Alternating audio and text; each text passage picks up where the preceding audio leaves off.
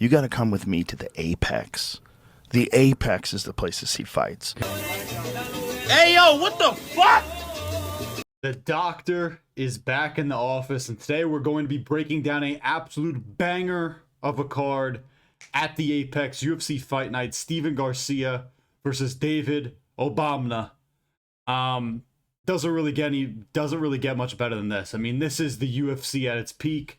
This is the UFC at its best. It's in the Apex, so that means Joe Rogan can watch his favorite fights take place, because Joe Rogan loves fights in the Apex. He wants to see every single fight in the Apex. I mean, who isn't excited for this fucking card? Because I know I am. But before we get into it, remember to like, comment, subscribe. I also want to do a quick little rant about the Apex. These Apex cards are absolutely awful, especially after coming off of UFC 321, which was a hyped up card. I mean, I know it didn't deliver, but on paper it looked great. Then we're fed these two back-to-back weeks of garbage fight night cards in the Apex. Next week we have fucking whatever, Randy Brown versus Bonfim, which is absolutely ridiculous.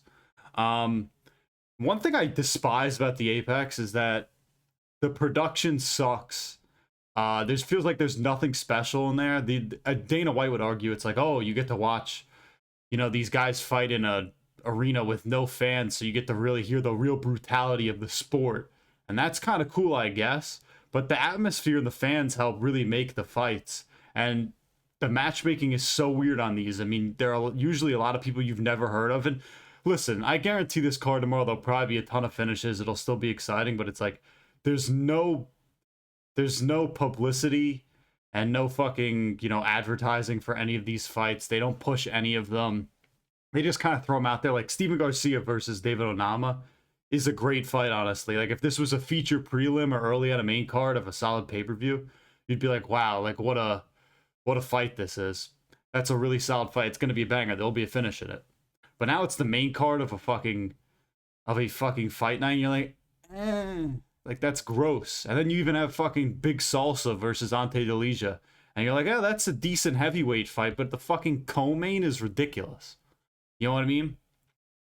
So I just think they need to do a much better job with the production for the Apex going through. I saw Bedtime talk about, like, why don't they let Poirier, fucking Robert Whittaker call some fights? Like, go more to the ref cam. Like, try some different shit out. I hate how the Apex is like, the lighting is so dark, too. It almost feels like you're in a basement. You know what I mean? Like, the lighting is so ominous. You're like, what's going on here? I always think of this with the Apex, because I understand its importance in terms of like what it meant for the UFC when COVID happened, because that's where all the fights had to take place. But whenever I watch a fight in the Apex, I'm like, I feel like we're in an alternate world where we're still in the lockdown and COVID's still going on, but all of the elite level fighters disappeared off the face of the earth and died. So we're left with these random top 15 guys and a bunch of nobodies. And you can't tell me they can't get better, fights in the Apex, because look at like UFC Qatar, what is that, November 22nd? There's plenty of ranked guys in that. Why couldn't they have thrown another fight or two onto this card and at least built it out a little bit more? Like, I don't understand it whatsoever. I don't even want to know what the viewership on some of these Apex cards are. But whatever, that's besides the point. I'm not gonna fucking complain about the Apex anymore. Let's get into it. Starting off with about as good as it gets. Talita Alencar versus Ariane Carnellossi. Listen, I'll say this. My women's MMA knowledge and my women's MMA prediction rates are really going to change and really be tested in these next couple fights, because we got a lot of women, a lot of females on the beginning of these prelims, and it doesn't really get much better than this. I really can't say much about these people. I don't know much about them. I think I'm going to go with Carnellossi. She has, if you can look at her right here. Hold on. Can we get a... Nope, that's not what... That's not it. That's not it. Can we get a look at Carnellossi's fucking shoulders right here? Look how manly her shoulders are. I don't think I could zoom in, but if you take a look on your screen, look how fucking broad her shoulders are. She is so strong. She's built like a dude, honestly. And when in doubt with women's MMA, if you know nothing about them, just pick the chick who looks more like a dude. She also was 3-2 in the UFC with 2 finishes. And her 2 losses were people you would know. Lost to Angela Hill, lost to Lupita Godinez. Alencar, she's 2-1 in the UFC, I believe, and she's fought nobody. I think she has solid grappling because she's like a BJJ background, but she's not that good. Who really cares? She's fighting a woman who looks like a dude with those shoulders. I'm going to take Ariane Carnellossi by the classic women's 29-28 decision. Up the card we go to Phil Rowe versus Seok Ko. I think it's KO actually. The Korean Tyson versus the Fresh Prince. Again, another doesn't get much, but this Phil Rowe is a big welterweight. 6'3" with an 80 and a half inch reach. And, you know, Sung Hyun Ko is 5'10" with a 71-inch reach. He's a much smaller welterweight. These are people I know. I watched Phil Rowe's last fight. I think he beat Unge Lusa. That's the guy's name from fucking, like, Africa. And he even got pieced up in that fight, but still finished him against the cage. Rowe, he's tempting to pick here because he has, you know, as I described, he's a big welterweight. He has tons of range. He can grapple. And he also, he did look solid in his last fight against that guy, Lusa. But, and also his only 2 losses are to Neil Magny and Jake Matthews. And he lost like a split decision to fucking Neil Magny. And that's the thing. If Phil Rowe, if he beat Neil Magny, we'd be talking about him as the champ, you know, because to get past the king of cockroaches, the king of all gatekeepers, Neil Magny would be something. And Ko's only fight in the UFC, he beat Oban Elliott. So that's something. That's a name. And he looked good in that. And Phil Rowe got pieced up in his last fight, even despite getting the finish. And Ko has solid grappling, and he does have some KO power in his hands. I think I'm going to go with Chang. I should have practiced saying this fuck's name earlier. But I'm going to go with him to kind of keep the pressure on within those first 2 rounds. I'm going to go my little Korean midget, Sung Ko, by round 2 knockout. And that's risky because you know me and the Koreans, we don't really do well. I usually pick them and then they fucking lose and then everything goes wrong. But moving up the card, we have Montserrat Conejo Ruiz versus Alice Ardelean. Conejo Ruiz is a fucking midget. She's 5 foot with a 61-inch reach, and she's literally a little shit. She's a little Mexican. She's a fiery Mexican, though. Ardelean, she's pretty strong in terms of good grappling. She'll throw a ton of volume, and she'll hump you against the cage. Wish that was me. And Ruiz, one of her losses, though, I'll say this about her. She lost to Amanda Lemos, who's good. Ruiz, she gets fucked up too much in her fights. If you watch her face, she looks like absolutely bloodied and battled, like she got beat up by a man. But I think Ardelean just wins by decision. I really don't have much to say about this fight. Sorry for not hard-hitting analysis on fucking Montserrat Conejo Ruiz versus Alice Ardelean. I apologize. We'll go with Alice Ardelean by decision. Moving up the card, we go the third fucking women's fight in 4 fights. Ketlen Vieira versus Norma Dumot. Norma Dumont has a... I'm not going to open with that one. Vieira, I'll say this about Vieira. She's fought like a murderer's row of names at the women's bantamweight division. She beat Macy Chiasson. She lost to Kayla Harrison. Lost to Raquel Pennington. Then she like has wins over beat washed Holly Holm and beat washed Misha Tate. And then she also lost to Yana Santos. So she's fought like legit women. Dumont, she doesn't really have a ton of fights over household names. But she has looked a lot better in her wins and a lot better in her last 5 fights. Looked real sharp on her feet in her last fight. And I think this fight's probably going to stay on his feet unless Ketlen Vieira has like a fucking Marab level grappling that I don't know about. And if it stays on the feet, Dumont's going to piece her up. And she really destroys a lot of these women on the feet. I'm going to take her by unanimous decision. She also has a beautiful body. I'll say by Norma Dumont. Hopefully she follows me on Instagram one day. We'll go Norma Dumont by unanimous decision, maybe 30-27 unanimous decision for Norma, the immortal Dumont. Up the card we go to fucking Donte Johnson versus Sedriques Dumas. Sedriques Dumas, this is his second time featured on the channel. He was in that fight with Zachary Reese, I believe, and he's a known criminal, Sedriques the felon, the criminal Dumas. He got hit in the nuts in that fight and then gave up. It wasn't even that bad of a nut shot. They didn't run the fight back. He's taken this on short notice. And Donte Johnson's a really nice middleweight prospect, only 26, coming off a really nice first round finish on the Contender Series where he fought a dude who was like a fucking heavyweight. I think he weighed in at like 209 pounds in that fight. And he fucking knocked out a heavyweight. So Donte Johnson has legit power in his hands, can mix in the grappling when he wants to. Sedriques Dumas is a fucking bum. This guy hasn't really done anything. You know, there was probably a point in time where you thought, you know, he's decent, but he's not. He's racked up more felonies and crimes than wins in the UFC.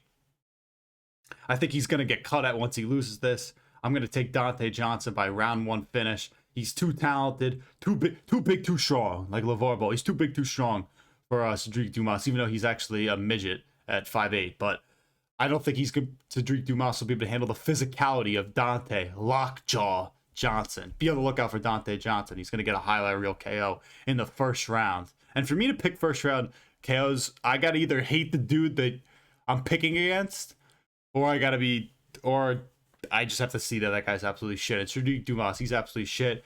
And that nut shot was bullshit. That was ho shit by Sedriques Dumas. Up the card, we go to Timmy Cuamba versus Chang Lee. Another Korean on this card. Chango, he's beat a bunch of, and they might cancel me for this, but he's beat a lot of random Nike sweatshop workers. Like a lot of random fucking Chinese and Asians and Japanese dudes. Like nobody good that you would know. And then he also has a win, and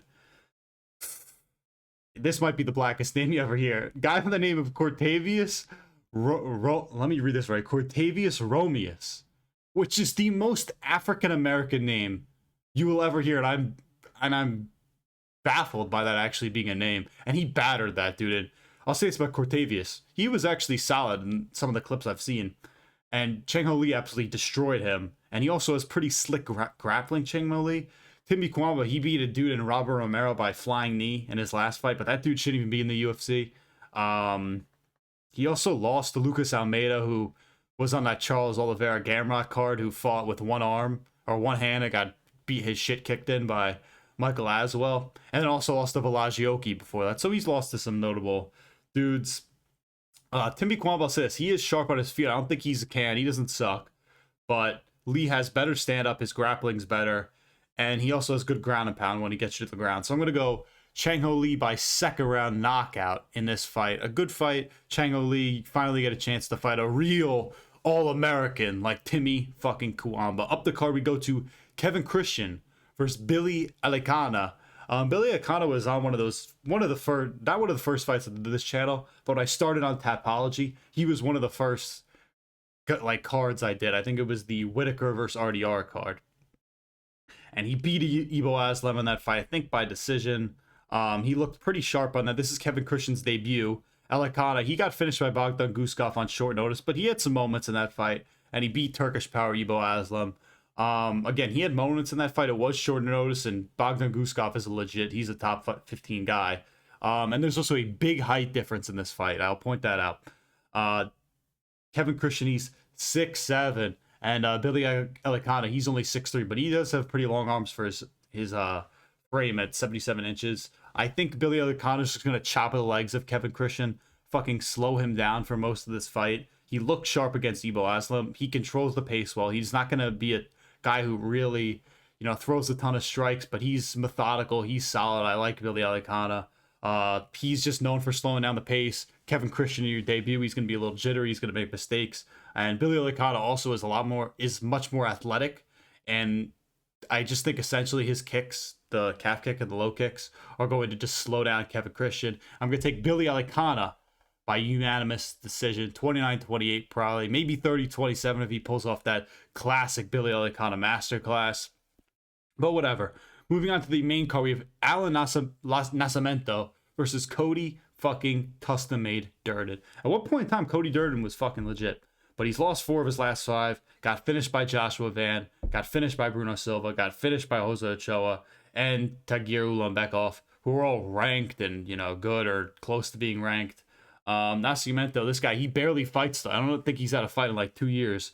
And his last one was against Jaffa Philo, who just recently had that really strong performance against Clayton Carpenter, where it was one of those nastiest Kimuras I think you'll ever see. Durden's a good grappler, but he's taken so much damage recently in terms of that chin is cooked, man. And Durden's coming in on short notice. And Nascimento, this dude's a big flyweight. It says here he's 5'8". I could have sworn he was like 5'10", but he looks built. You know what I mean? And Nascimento out-grappling a guy like Jaffo Filo is really telling for how I think he's going to do Cody Durden. And Filo obviously is a very accomplished jiu-jitsu grappler. I'll take Nascimento by decision in this fight. I think Durden, he'll be high volume to at least keep it close at points, but this is short notice. And I don't think Cody Durden's good enough to win on short notice against a guy like Allan Nascimento. You're not going to do Allan Nascimento like that. This guy's a different shootbox Diego Lima, gym guy. He's one of the best. Up the card we go to Charles Radtke versus Daniel Frunza. Daniel Frunza is an absolutely nobody. That's what I'll start with. Radtke, he has lost in the UFC, but to good guys like Carlos Prates and Mike Malott. I'm pretty sure this is the dude who called Canada gay, and then Mike Malott beat his ass in the second round. Frunza, he got finished badly by a fucking bum like Rhys McKee.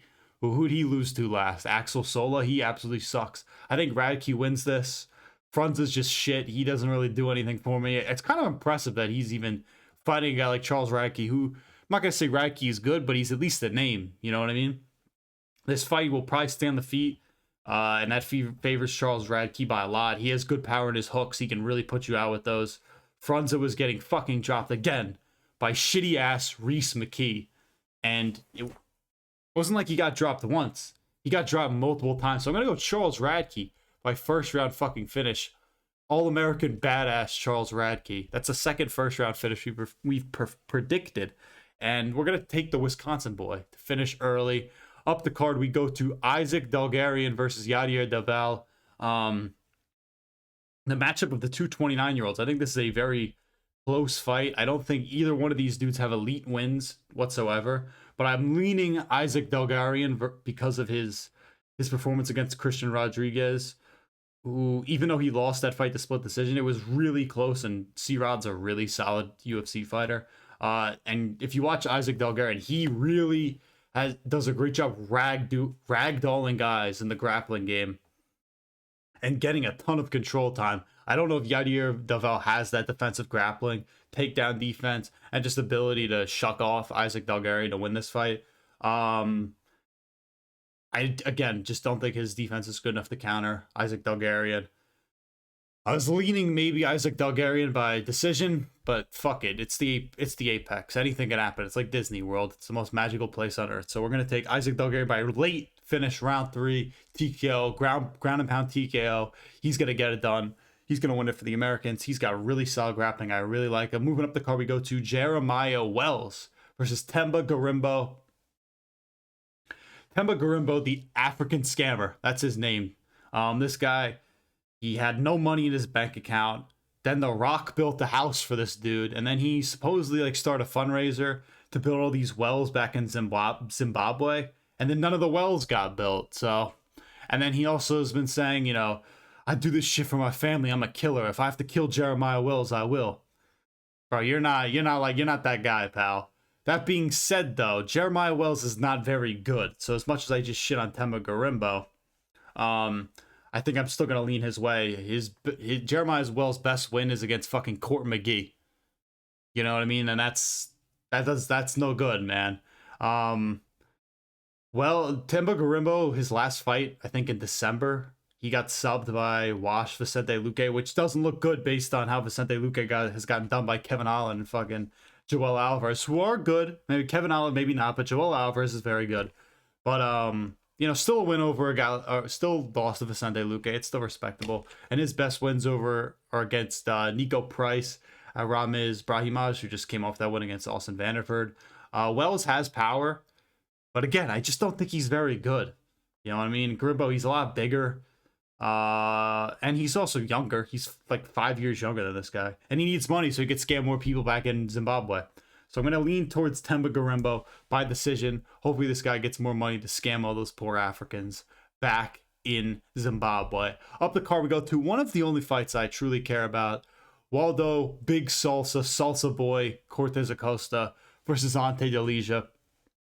Ante Delija coming off that win at UFC Paris, where he absolutely ran through Marcin Tybura. It was beautiful. He fucking knocked him out bad. I didn't think it was going to happen that way, but credit to him. He looks like a guy who's really turning his career around. Waldo Cortez Acosta coming off a loss to, who was it, Sergey Pavlovich, where he lost by decision. I just feel like Waldo Cortez Acosta is like the perfect embodiment of just a blob. Like, he has a couple finishes, but he does nothing impressive inside the ring. Somehow this dude is the 6th ranked heavyweight in the UFC. I don't think he's very good. He also beats Spivak and finished Ryan Spann. Again, Ante Delija ran through fucking Marcin Tybura. And he's just gotten better as his career has gone. He has a big reach advantage in this fight. I know it says 78-78, but I'm pretty sure he has a reach advantage in this fight. And Waldo left that Sergey Spivak fight fairly close, and I think Delija would absolutely run through Sergey Spivak. And Ante, with the help of Andy Aspinall, the Aspinall team, I just think he's really turning a corner and is a legit problem at heavyweight. Now, he could come out here and fucking absolutely shit the bed. I mean, it could happen. But I don't think that's going to be the case. I just think he's a lot better. Waldo, WCA, his striking is very He doesn't really do a ton besides like straight shots down the middle.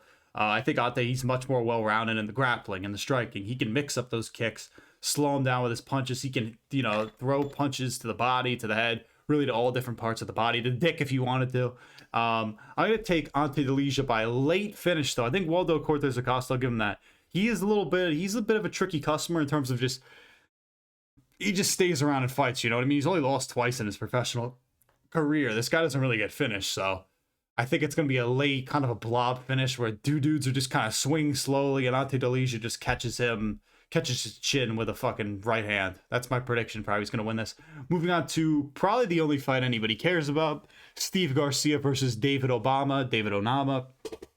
I'm going Steve Garcia here. I do really like this fight. It shouldn't be the main event of a pay-per-view. Or not a pay-per-view, obviously not. Shouldn't be the main event of a fight night. It would be much more appreciated and talked about more if it was like, again, the featured prelim or a fucking, first fight on the main card, you know what I mean? Because this is a fun fight. Steve Garcia is really fun. David Onama is really fun. Both these dudes have knockout power.